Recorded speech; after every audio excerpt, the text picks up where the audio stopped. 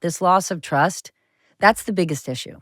Because right now that the president has said we're going to have a 90-day pause except for China, we're seeing the markets shoot back up. And the markets are shooting back up because underneath the tariff problem, we have a strong economy.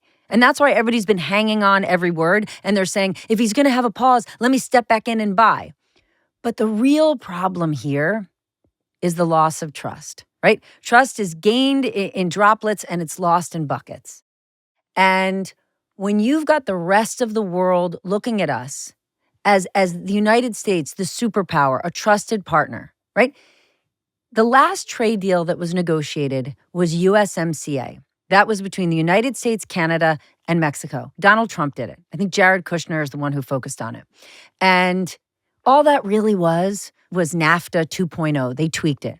If you're those two countries, our closest allies, and 4 years later, Trump's in office, and the first thing he wants to do before deregulation, before tax cuts, before everything else, is launch a trade war with you, how are you going to trust him again, right? When you think about all these countries around the world that if you're Vietnam, if you're a U.S. corporation who the government told you for years and years, stop producing your apparel in China, move it to Vietnam.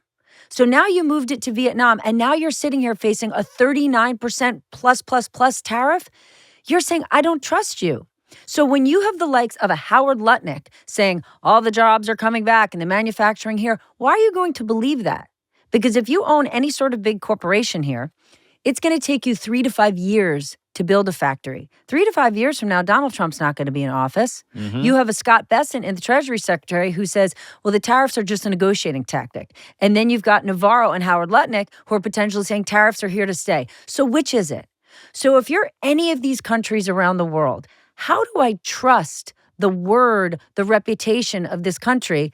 Because you have a president who, as a business person, did not have a good reputation. No. Didn't stand, right? Didn't stand up to his negotiations, didn't pay his contractors. Was not trusted. Would enter into deals and then would say to his counterparty, listen, I know I didn't make that much money off of it, but can we BS the New York Post so I get the good headline? And his counterparty would be like, yeah, I don't give a hoot about the headline. You take it. I just want the money. Donald Trump was not a super successful businessman. What he's super successful at is politics. Yes. Right? He's a brilliant, skilled politician. And now he's a really successful businessman in what two arenas? Crypto and Truth Social, a company he's taken public that's actual earnings are light years away from the multiple in which the stock trades. So both his social media company and his crypto exchange and meme coin can be used as a vehicle for people to basically pay him because they potentially want a political favor. So don't say he's a business guy, let the businessman do his thing. What he is a really skilled politician taking dicey business acumen to the world order.